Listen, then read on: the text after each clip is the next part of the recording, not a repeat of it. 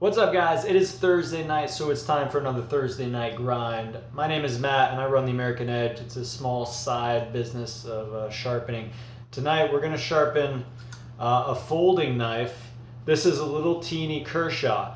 I'm not going to call this a high-end folder, but I am going to call it a folder, and it's a knife that the owner uses. I think it's an everyday carry. If it's not, it still gets used, and I can tell by looking at it. So all of this is going to influence how I do this knife, but I want to zoom in on this for you and talk through some things that are going to make this kind of challenging. So this might be a long video because this little thing is going to take quite a bit of time, and I'll show you why. But I just want to remind you, if you go to little wheel there, you can speed this video up because I go to 1.5. So I think you can still get the value of the content and see the whole video, and for the times it gets boring, it goes by a little quicker. Okay, so now you know that. Let me bring you right down here and show you some more about this blade, which is right here. Okay, so some things to call attention to. First off, this recurve right here. I get it. I get why they do that. So if I were designing a knife, one thing I would keep at the very forefront is ease of maintenance. And whatever utility you gain by having that little recurve, you lose in the ease of maintenance. That's my opinion. But regardless, we can still sharpen that. And what it really means to me is I'm breaking out my skinny stones, which you might see right over here. They're soaking at the moment. Okay, so that drives right there. Second thing is the tip is rounded off. I could speculate how that happened, but it did, and I was asked to bring that tip back. So while with folders, I'm really inclined to do the whole job on the Edge Pro. When I have to bring back a tip, or if I have to bring out a chip, I'm going to save myself some time by doing that on the 1x30. And then some other things, when you get knives that are used, oftentimes there's going to be a bunch of, whether it's from opening tape, the residue from tape, or whatever, the face is going to have stuff on it. So I just wanted to show you that I use a product called Goo Gone to clean that off. It might get this off, it might not. This is one of those things that's a judgment call, right? Like, am I going to tape the face of this blade so that I don't scratch it and mar it? In this case, I can tell that this knife gets used. The owner's already kind of scratched it up. I'm not going to worry about it a whole lot. But there are knives that come across the bench that are clearly more for appearance than for use. And in those cases, I want to be very careful not to scratch the finish. So in a future video, I'll show you exactly how I tape the blade. I'm not going to do that on this one.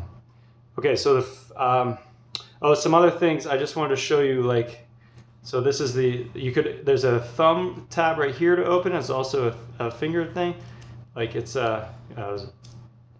see that? So I want to lube that up. I'm hoping when I'm done with this, that's going to open up smoother. So I want to show you that too. So this is going to be a long video. So I'm just going to get rolling here.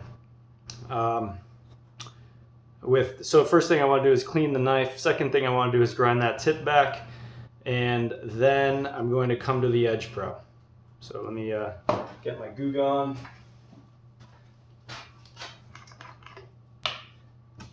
This little rag here.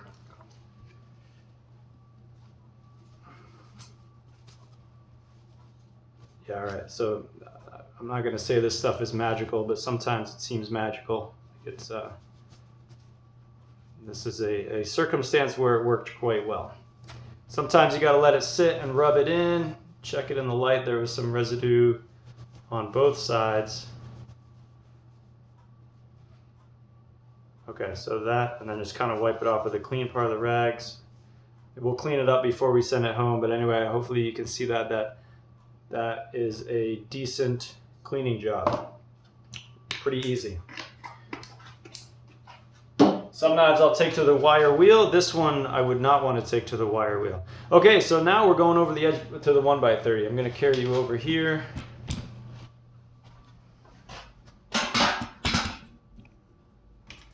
shed a little light on the situation. Try to make it so you can get a nice good looking view, but also not get bumped by my elbow every pass. All right, so here's the thing. Like, this blade is tiny, right? I'm not going to do any work against the platen. I have the 220 belt on, so I'm going to do a very slow material removal. And because it's so small and because of the recurve, I'm not going to be going straight up against. I'm going to kind of hug the corner. You can't see that. Maybe you can see that if I move this hand. Hopefully you'll see me kind of hug the corner of the belt.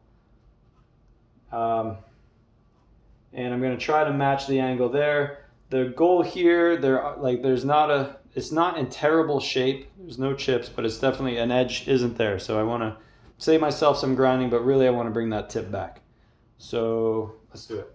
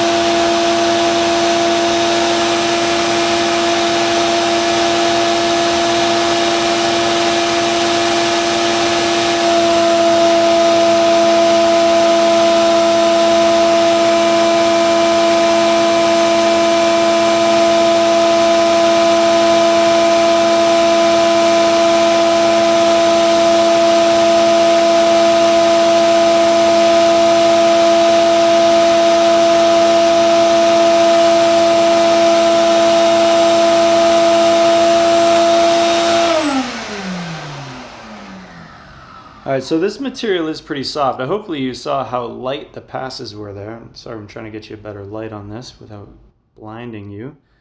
But it's soft enough so that I'm feeling like whatever else I need to do, I can do with a stone on the edge pro. So let's head back over there.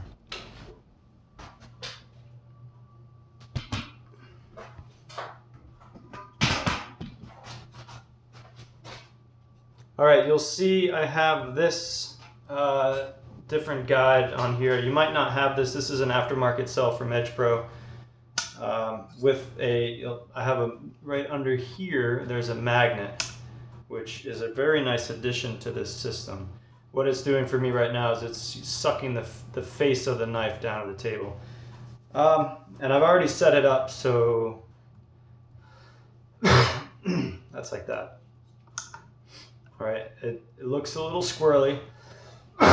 Excuse me, because I need to make sure I can get the tip, so it's coming off the edge there like that. Trying to get you the best view I can. Sorry for the shortcomings of my video system.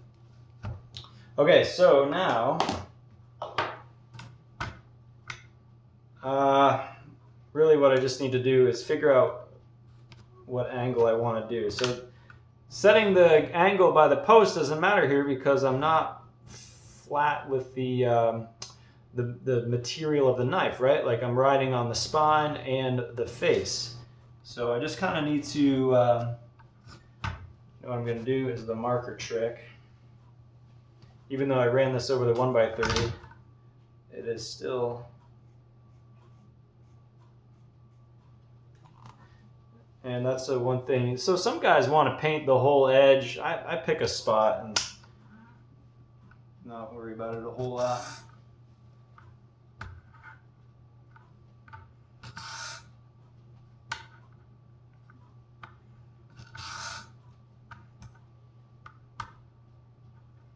pretty high on the post, which makes sense because the, yeah, that's nice. All right, so this is the skinny stone, starting with, which one is this, 220. I actually don't have the what is it, a 120 stone in skinny. I don't even know if they sell it, but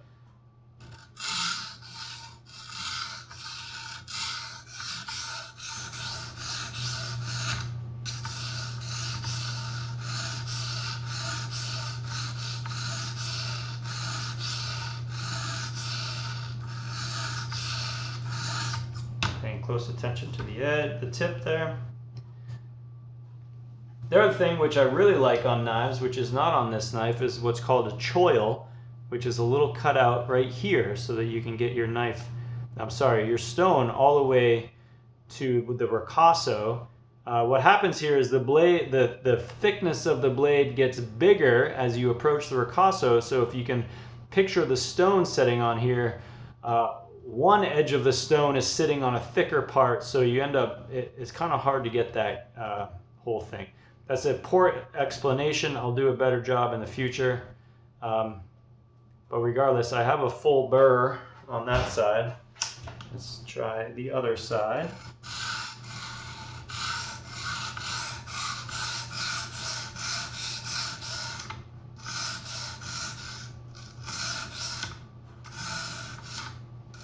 Coming off the edge there, those are all mistakes, but I'm going light, so I can recover from that.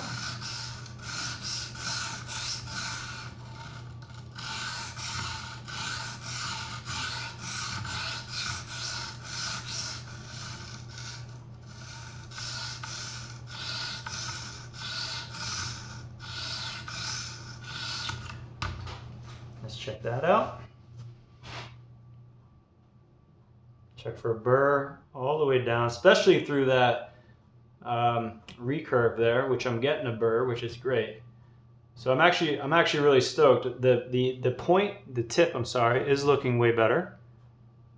I have a burr, building a burr on both sides. I'm going to come back and just make sure I'm. All right, so I don't know which side I finished on the 1x30, so I want to come back to the original side, take another pass and make sure I have a burr, and then I'm 100% confident.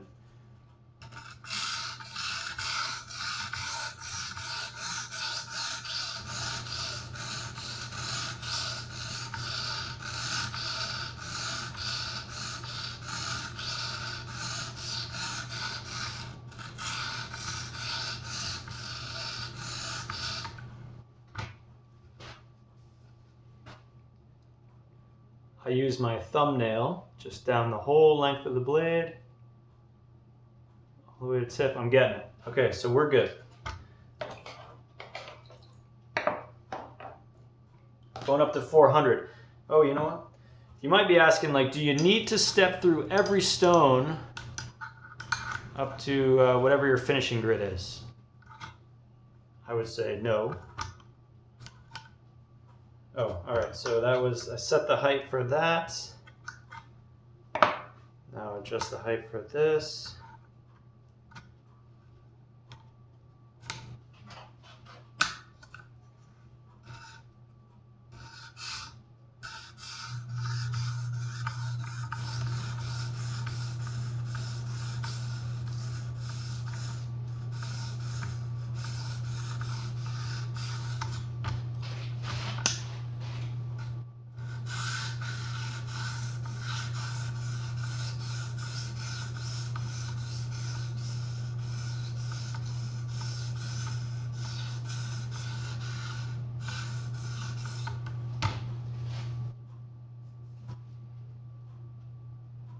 Good, good, good.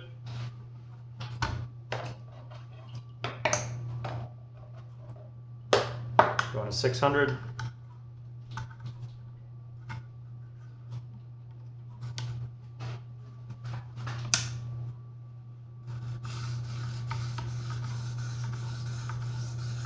And what you can't see is that with this hand, I'm applying more pressure on the pull stroke than on the push stroke, especially as I move up in grit.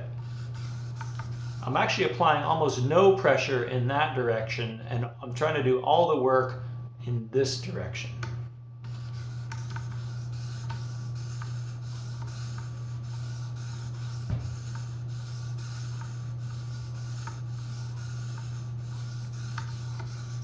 If you have to do a lot of cutting, as in like reprofiling a blade, you'll get a bigger effect but on the push stroke with the pressure.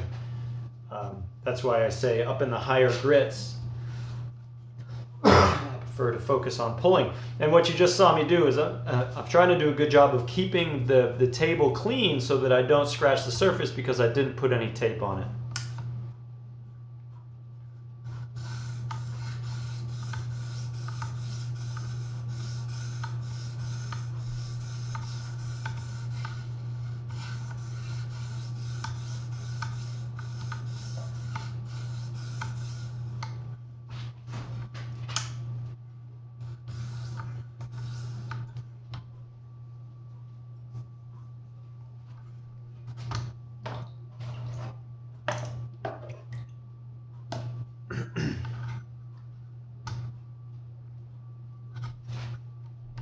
Up to 1,000.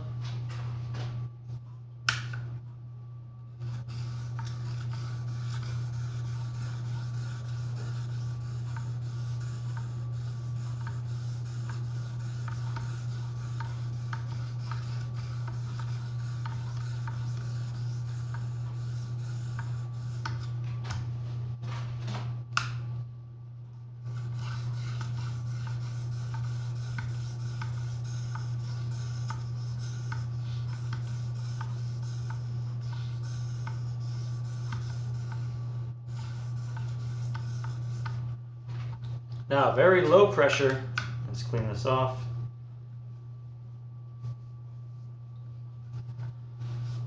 Really no pressure at all, just the weight of the stone. Cut that burr off. Hone it. Hone it. All right, as far as the stones go, that is it. That's good. It takes an edge, like it catches the thumbnail. Feels good, but it doesn't have the Facebook finish. So now I dry everything off. I don't have any. I finished with the 6,000 grit, so I bought the skinny. Skinny piece to put the polishing tape on. The polishing tape has an adhesive back. If you go on an Edge Pro's site, you'll see what I'm talking about. But these are done dry, so I dry everything off, set that up.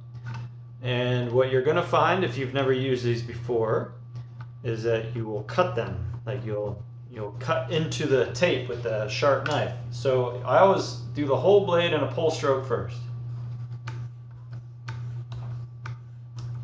And then this is the trick that no one tells you. I apply no pressure. I'll try to show you, like no pressure, just the weight of. And when you get into these high grits, the effect is not pressure, but like number of strokes. That's mostly opinion. I'm sure some people disagree with me, which is what's great about this industry. There is no one way to do this. There are certainly wrong ways, and there are several right ways.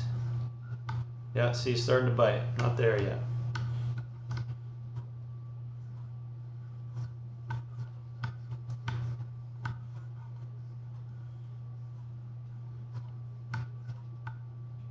Especially around that recurve. Wants to grab on the edge of the tape. Let's finish with a nice pull stroke on both sides. Here's the other thing I love about the magnet is that everything's very light right now. Like I'm really not even holding the knife. The magnet's keeping it to the table. The weight of the polishing tape is doing that work. Okay. And now that blade is sharp and get you Hopefully a nice, sorry with the light. But anyway, like that's the Facebook finish, man, you know? You won't buy a new Kershaw with a better edge than that. There you go. How's that? How's that glimmer? Blind you with that. And then just a little, what Murray Carter calls the 3-finger test. I can't apply much pressure. I'm going to cut my fingers. Okay. That is good. Okay, so now that's good. We need to lubricate this bad puppy. And for that, hold on a sec. I'm using hops number 9. Has this sweet little pin of an applicator.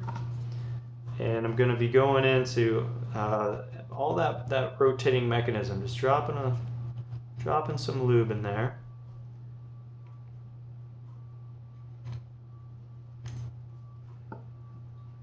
Open this thing up and get the inside here as well.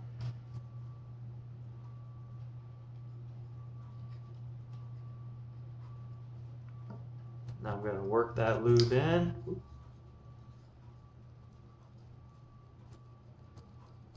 Yeah, it's got a little spring in there. Like, it's spring assisted. This really should open up. I think it's actually called the Speed Safe. Ah, do you see that?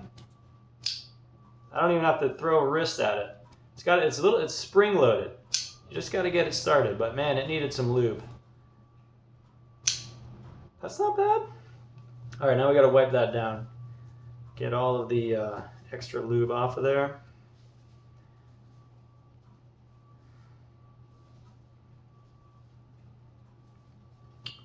Do one last inspection.